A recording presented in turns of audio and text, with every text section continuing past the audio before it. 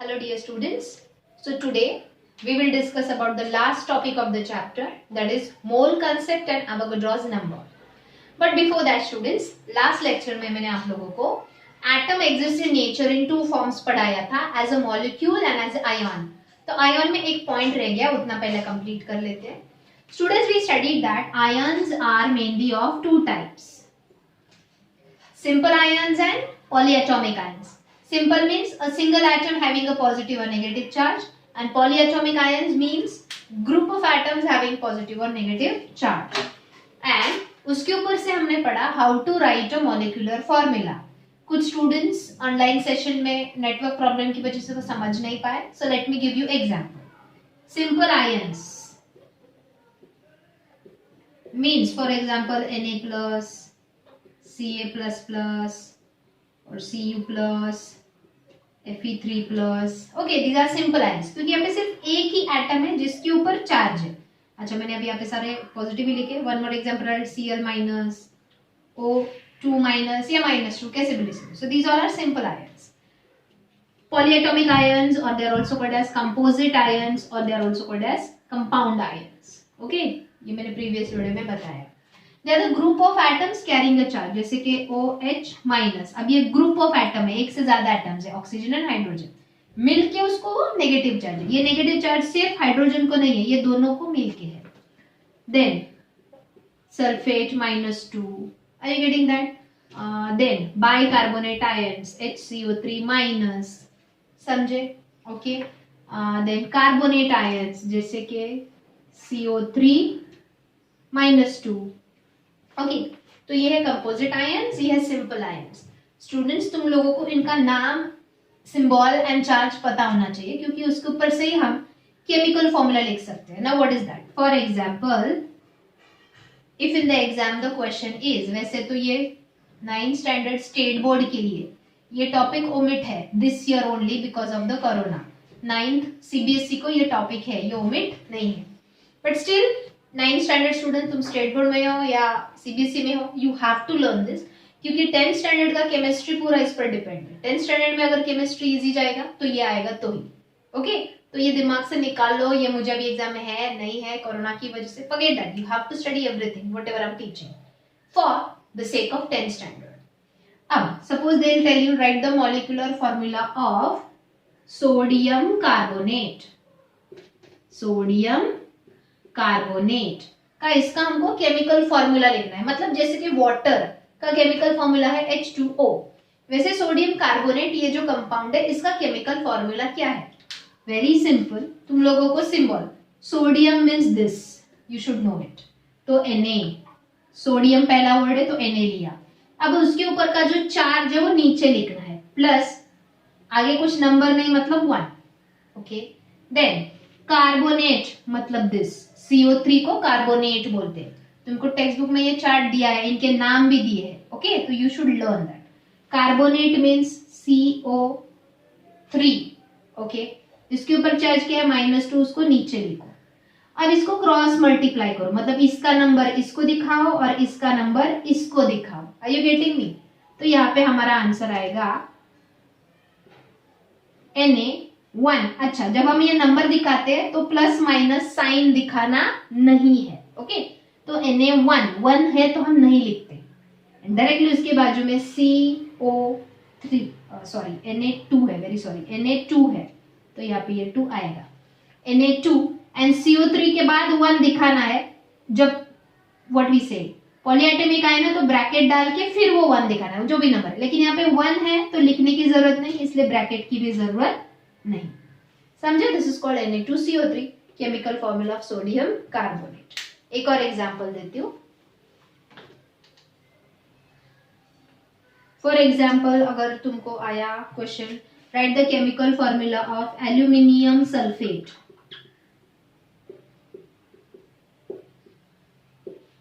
सबसे पहले एल्यूमिनियम, मैंने यहाँ पे लिखा नहीं है, एल्यूमिनियम का सिंबल होता है Al एंड उसके ऊपर चार्ज होता है +3 या 3+, कैसे भी हो, तो वो नीचे लिखो. ओके, उसके ऊपर का चार्ज नीचे लिखो. सल्फेट बोले यहाँ पे कौन है? मैंने अभी बताया, यस, ये सल्फेट है, तो SO4. लेकिन उसके ऊपर का जो चार्ज है वो नीचे लिखो -2। अब ये नंबर 2 एल्यूमिनियम को दिखाओ और ये नंबर 3 सल्फेट को, पूरे सल्फेट को दिखाओ। तो हमारा फॉर्मूला कैसे आएगा? Al2 माइनस लिखना नहीं है जब हम फॉर्मूला लिखते हैं, ओके। एंड SO4 अब उसके आगे 3 लिखोगे ऐसा तो 43 दिखेगा, इसलिए पहले ब्रैकेट डालो और फिर 3 लिखो। ये हो गया केमिकल फॉर्मूला एल्यूमिनियम सल्फेट का। ओके स्टूडेंट्स, कुछ स्टूडेंट्स लाइव लेक्चर में जब मैंने ये पढ़ाया how to write a chemical formula by using simple and composite ions, वो अटेंड नहीं कर पाए because of the school lecture और ड्यू टू नेटवर्क प्रॉब्लम, तो इनके लिए मैंने वापस एक बार ये एक्सप्लेन किया है। So please practice it, okay. Now जो मुझे पॉइंट बताना था, आयंस सिंपल आयंस होते हैं एंड कंपोजिट आयंस होते हैं, we know that. But ions के मेन 2 फॉर्म्स है cation and anion, right students? Cation and anion. Students cation means positively charge ion. मैं यहाँ पे एग्जाम्पल लिख रही हूँ, Na+, Al3+, राइट। जिन आयंस के ऊपर पॉजिटिव चार्ज होता है they are cations. What are anions? Anions are negatively charge ion, जैसे कि Cl-, O-2 या 2-, ओके।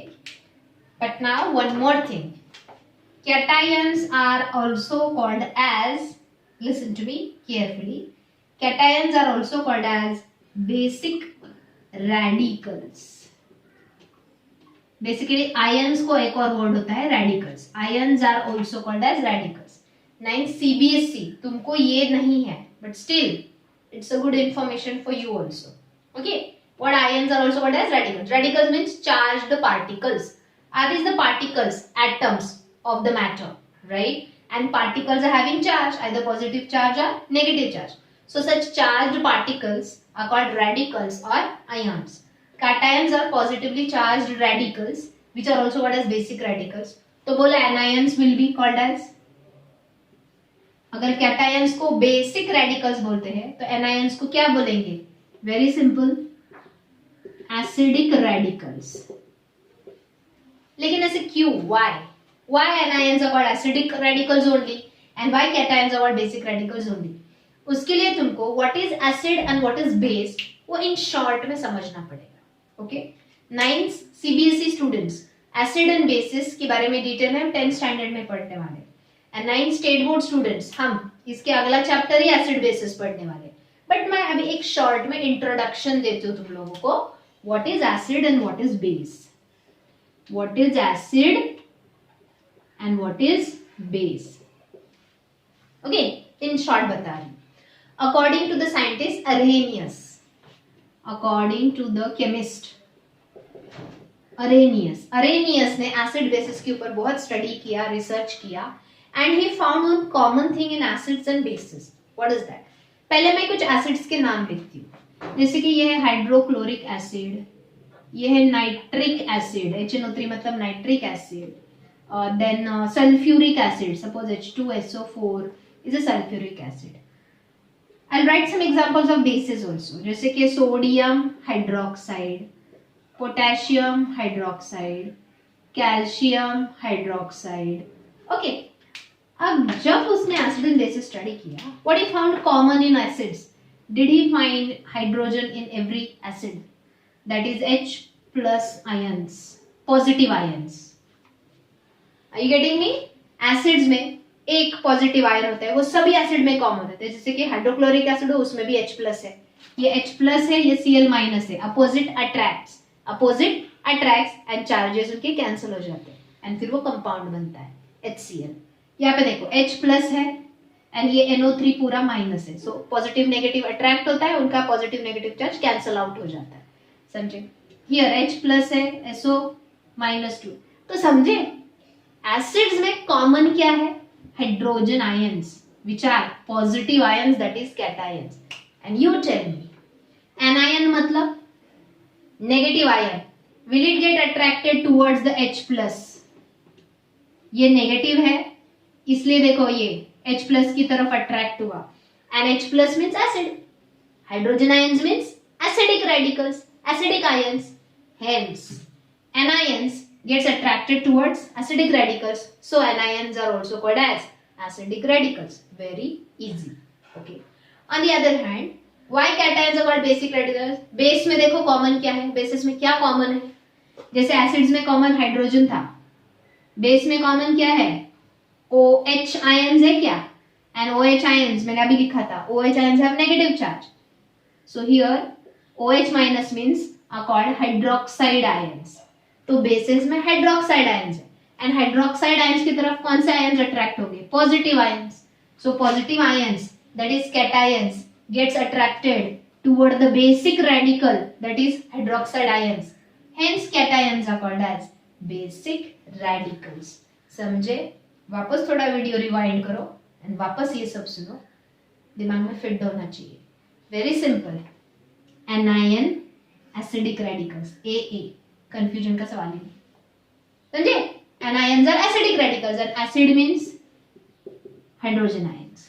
ये पॉजिटिव है, एनायंस नेगेटिव है, इसलिए वो अट्रैक्ट होके एक केमिकल कंपाउंड, एक सब्सटेंस बनाएंगे. Okay. AA. Anions are acidic radicals means anions negative, acids positive, gets attracted. Cations are basic radicals. Cations are positive ions and basic radicals are negative ions, that is OH minus ions. So they will get attracted to form a compound, a substance. Okay. So this part was left for 9 state board. 9 CBC को नहीं है, but I think it's a good information for you as well, which will be useful in 10th standard. Okay students, understood? Now let us move on to the last topic of the lesson, mole concept and Avogadro's number.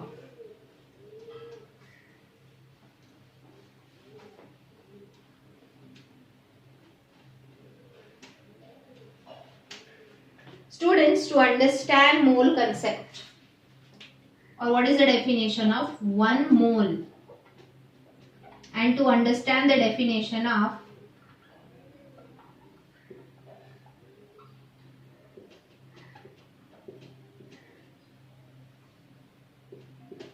Avogadro's number.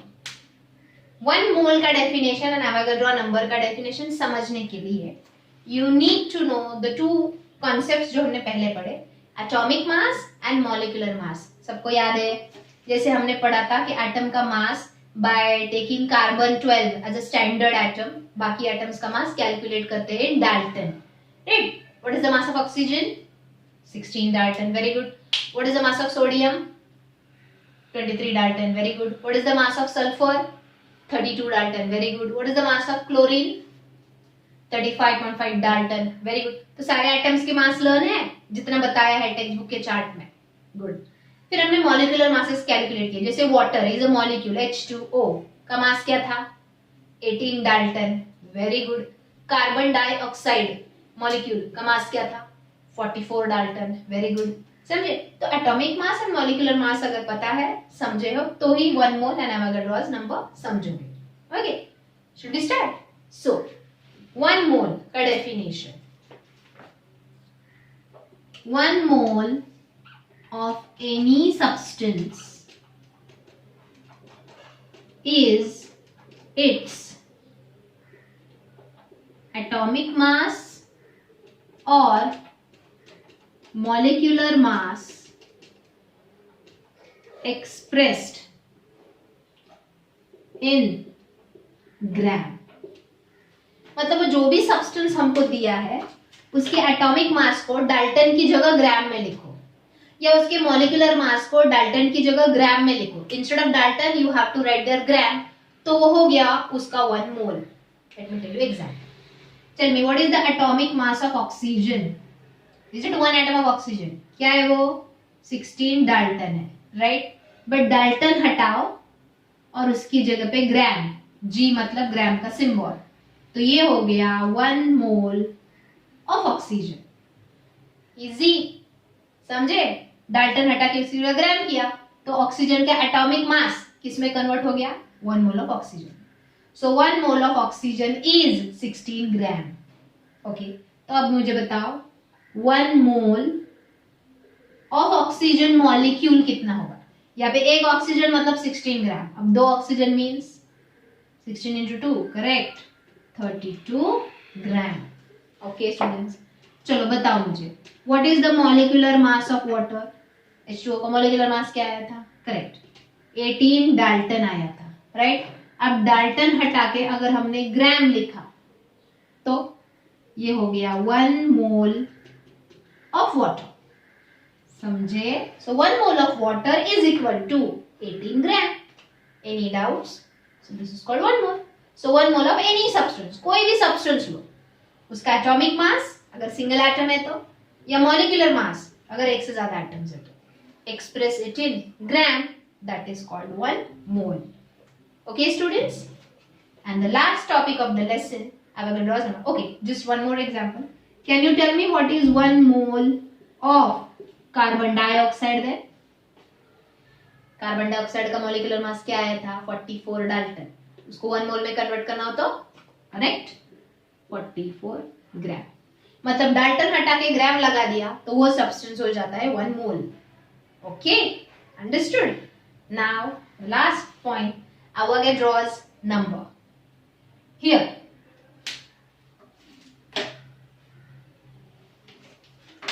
Avogadro was a scientist, a chemist. उन्होंने कुछ observations किया and what he stated. 1 mole of any substance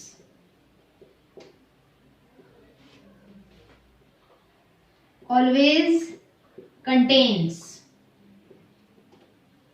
1 mole of any substance always contains 6.022 into 10 raised to 23 atoms or molecules in it. 1 mole substance जो है उसमें इतने number of atoms या molecules होते हैं. Let me give you example. I write here 1 mole of oxygen. अब बोलो ये एक है कि एक से ज्यादा है atoms?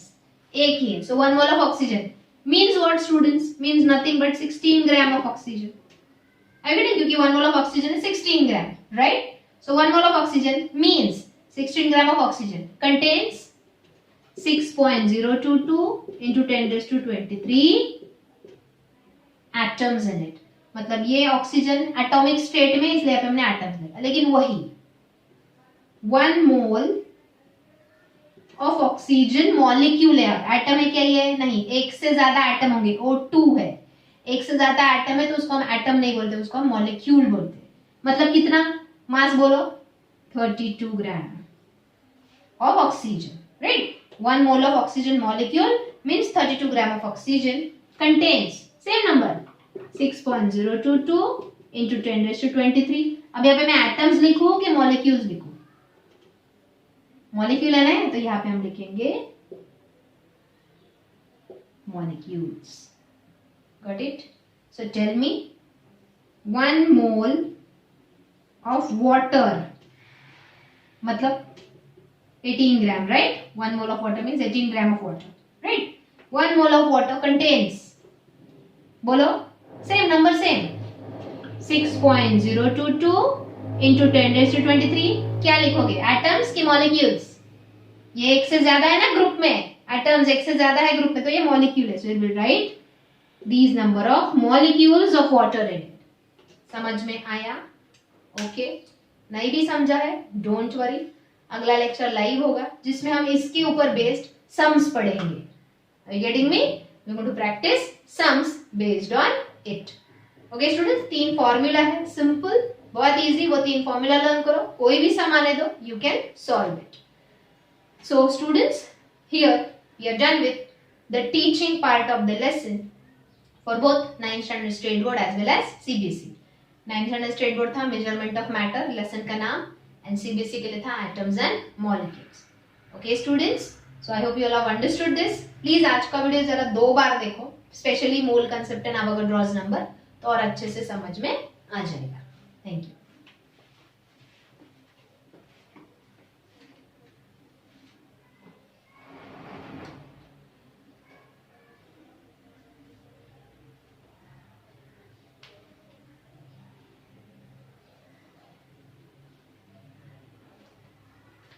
And one more thing students, I don't know ये नोट्स में इस पैटर्न से दिया है कि नहीं, आज मैंने जितना भी लिखवाया है वीडियो में from board, please copy it in your notebook. Even this definition and examples, ये भी कॉपी करो। और इसके पहले मैंने acidic radical and basic radical का जो पढ़ाया था, प्लीज वो भी नोटबुक पे, क्योंकि ये जो मैं बोर्ड पे लिखती हूँ ना, ये शॉर्ट की ऑफ द आंसर है। शॉर्ट में आंसर सामने होता है, you can easily learn it. Okay students, thank you.